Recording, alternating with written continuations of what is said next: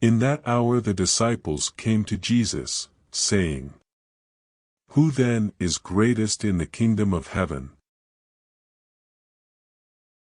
Jesus called a little child to himself, and set him in the midst of them,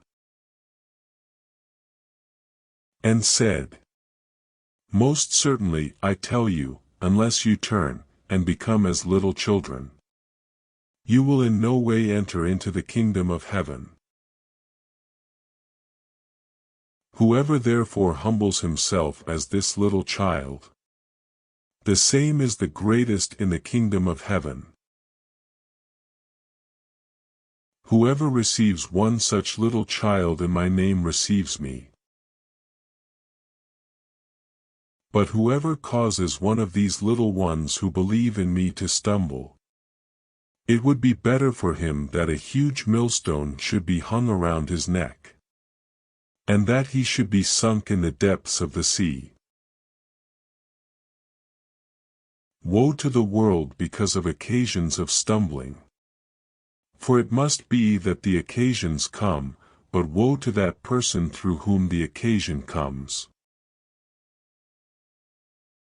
If your hand or your foot causes you to stumble, cut it off, and cast it from you. It is better for you to enter into life maimed or crippled, rather than having 2 hands or 2 feet to be cast into the eternal fire. If your eye causes you to stumble, pluck it out, and cast it from you. It is better for you to enter into life with 1 eye, rather than having 2 eyes to be cast into the Gehenna of fire. See that you don't despise one of these little ones. For I tell you that in heaven their angels always see the face of my Father who is in heaven. For the Son of Man came to save that which was lost. What do you think? If a man has 100 sheep, and one of them goes astray, doesn't he leave the 99? Go to the mountains, and seek that which has gone astray. If he finds it, most certainly I tell you, he rejoices over it more than over the 99 which have not gone astray.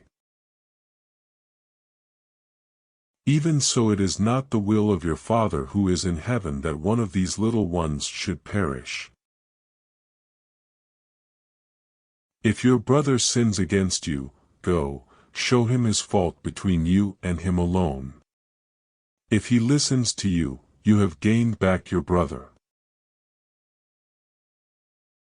But if he doesn't listen, take 1 or 2 more with you, that at the mouth of 2 or 3 witnesses every word may be established.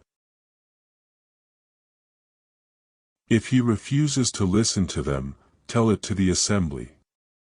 If he refuses to hear the assembly also, let him be to you as a Gentile or a tax collector. Most certainly I tell you, whatever things you bind on earth will have been bound in heaven, and whatever things you release on earth will have been released in heaven. Again, assuredly I tell you, that if 2 of you will agree on earth concerning anything that they will ask, it will be done for them by my Father who is in heaven. For where 2 or 3 are gathered together in my name, there I am in the midst of them. Then Peter came and said to him, Lord, how often shall my brother sin against me, and I forgive him? Until 7 times. Jesus said to him, I don't tell you until 7 times, but until 70 times 7. Therefore the kingdom of heaven is like a certain king, who wanted to reconcile accounts with his servants. When he had begun to reconcile, One was brought to him who owed him 10,000 talents.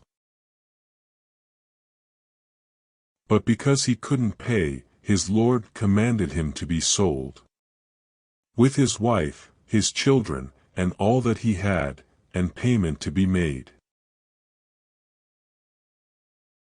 The servant therefore fell down and kneeled before him, saying, Lord, have patience with me, and I will repay you all.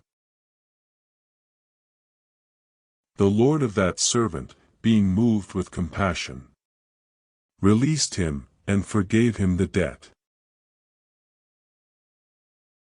But that servant went out, and found one of his fellow servants, who owed him 100 denarii.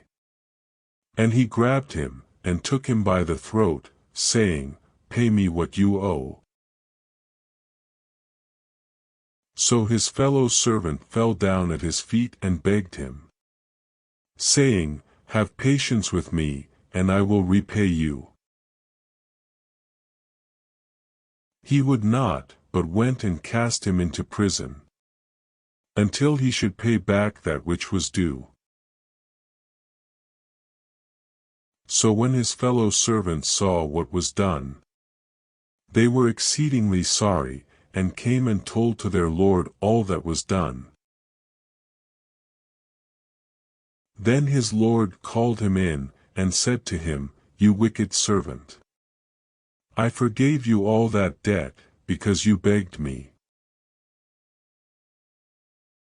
Shouldn't you also have had mercy on your fellow servant, even as I had mercy on you? His lord was angry, and delivered him to the tormentors, until he should pay all that was due to him. So my heavenly Father will also do to you, if you don't each forgive your brother from your hearts for his misdeeds.